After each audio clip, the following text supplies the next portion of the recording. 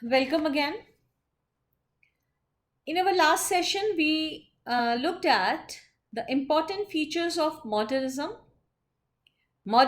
as a cultural movement, and how modernism gave rise to modernist poetry and modernist literature. Today, we will take up modern poetry, and when we take up modern poetry, as we know that the period of modern literature is considered to be somewhere between 1920s and 1970s. It extends up to 1970s, which were a period of the world wars, two world wars. Now, when we see that it was a period of world wars, definitely there was a kind of literature or poetry which showed its interest and inclination towards war in certain of its aspect or many of its aspects. So before looking at modern poetry in general and taking up the works of important poets, today we will only look up at war poetry, which is again a separate and segregated kind of a contribution to modern literature. Features of war poetry. This kind of poetry, it provides details of life in the trenches because it looks up at life in trenches. It questions the need for war because war is considered to be as hateful, abhorring, and they always combine their works with anti-war arguments, rejecting war at all ends. The individual poet or the individual artist is located within a company of fellow sufferers because everywhere we see devastation and destruction as a result of wars happening. They never sentimentalized war. They never romanticized the war concept of war in their poetry. And these poets talk of a universal humanism, try to bring out humanity back, peace and stability in the society, a kind of universal humanism which was the dire need of those times. Injury, both mental and physical, is a central theme in most of the war poetry by the war poets. These poets, they faced the trauma of the First World War.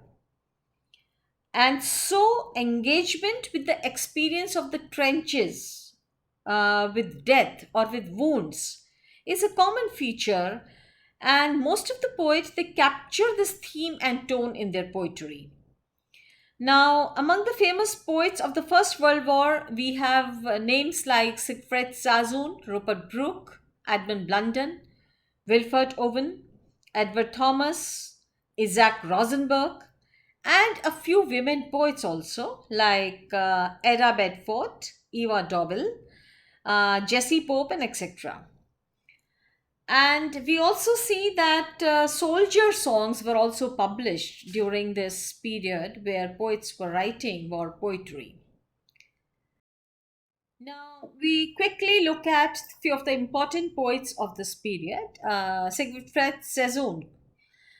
He criticized the war throughout his poetry. And he also wrote memoirs in which also he criticized the war. He was a friend with soldier poets like Blunden and Brooke, and they had a very formative influence in his writing.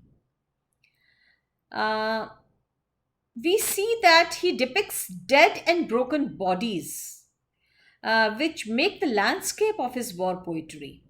Some of his famous poems like Counterattack and they also have some satiric strain in their poetry, and he talks of these broken soldiers.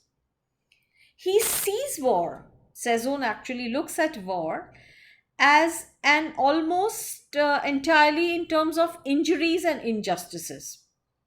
And he never looks at war as a politics of nation or territories or something like that. And one of his celebrated poems, Survivors, one more collection, diaries. He describes war as inflicting useless suffering. This is what he says, useless suffering. And most of his work is a kind of a rejection of the notion of heroism or sometimes patriotism also, because he looked at war as a very disgusting incident happening. Next poet is Edmund Blunden, who edited Wilfred Owen's work, and he provides a very honest appraisal of patriotism. One of his memoirs, Undertones of War, he actually looks at and the disillusionment which is caused by the war. Blunden is a poet who seems to reflect a greater control over his emotions as compared to his fellow poets. And he depicts war as something which actually destroys human nature. Whatever nature has created is being destructed by wars. And among his best poems, we see that he also talks of the memoirs of some dead soldiers or comrades, and he mourns their death in poems like 1916, Scene from 1921, etc. Um, Blunden is considered to be a rarity among the war poets because he was one of the few poets, or rather the only poet, who also wrote poems about pollution and destruction of nature, because he saw that nature is being destroyed because of the wars happening. And he talks of the withered trees, the desolate fields in his poems. Wilfred Owen, he is one of the most known and the most anthologized of the war poets.